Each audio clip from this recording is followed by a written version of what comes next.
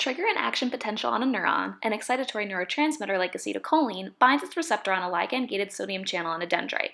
This binding causes the channel to open, allowing sodium ions to rush inside of the cell due to its electrochemical gradient. The influx of sodium ions causes the neuron to depolarize, that is, for its membrane potential to become less negative. Once the inside of the cell is depolarized to the threshold potential, which is around negative 55 millivolts, the voltage-gated sodium channels on the axon hillock open, allowing sodium to flood inside the cell. This instigates a rapid depolarization, which changes the membrane potential from negative to positive. When the peak membrane potential of 30 millivolts is reached, the inactivation gates on the voltage-gated sodium channels close and voltage-gated potassium channels open.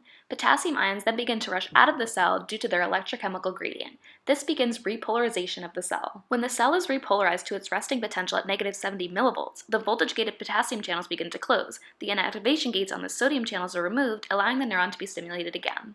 The voltage-gated potassium channels close around negative 90 millivolts when the membrane is hyperpolarized. The membrane is returned to resting potential by the action of the sodium-potassium pump. 3 sodium ions are pumped out for every 2 potassium ions pumped in.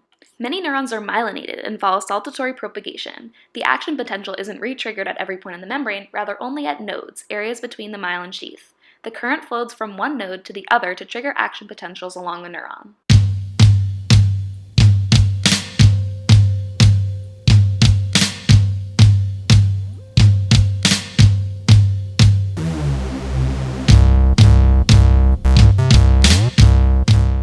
The electrical signal will eventually make it to the axon terminals, where it may signal the release of a neurotransmitter that will stimulate or inhibit other neurons.